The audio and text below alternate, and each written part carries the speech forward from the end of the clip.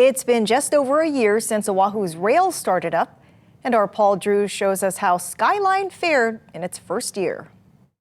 I'm here at the end of the line for rail, at least for now, at Aloha Stadium. You can see one of the things that's changed since the opening days of rail, a drop in the crowds.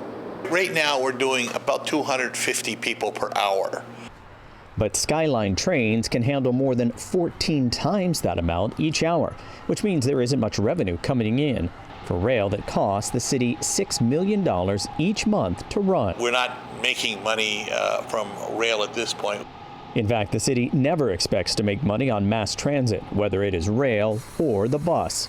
Public transit, in the Western world really is not profitable anywhere.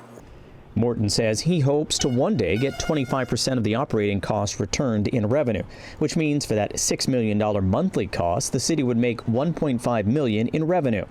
But he also adds that would only happen after rail moves through downtown, where the trains can run more frequently. Those costs worry some when it comes to rail. My concern has always been the cost and how we're paying for it. We pay for it mainly with the general excise tax, which is a tax on our food, most of our medical services and rent, and so it hits the lower income people the hardest.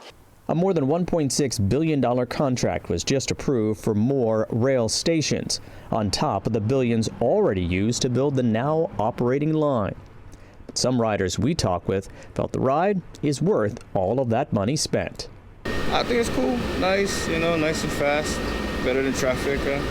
It's really nice. I just sit and read my book the whole time because I don't have to drive there, no traffic.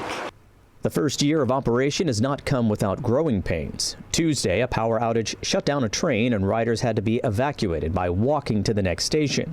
Others have run into different challenges with Skyline's system. Purchase a holo card is absolutely impossible. There's no instructions that are clear. You can't figure out what to do. We stood there for at least 15 minutes trying to figure out how to buy a holo card. So, yeah, it's awful. We've traveled all over the world.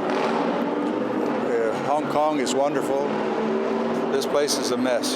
And the promises that were given to us initially have just not been fulfilled and likely will not be fulfilled. The number of local jobs, the number of riders, the decrease in traffic on the west side, it's just not going to happen. This train has arrived at Aloha Stadium. This may not be the end of the line for too much longer. Next year, the next segment is expected to open. That'll extend it all the way to Middle Street.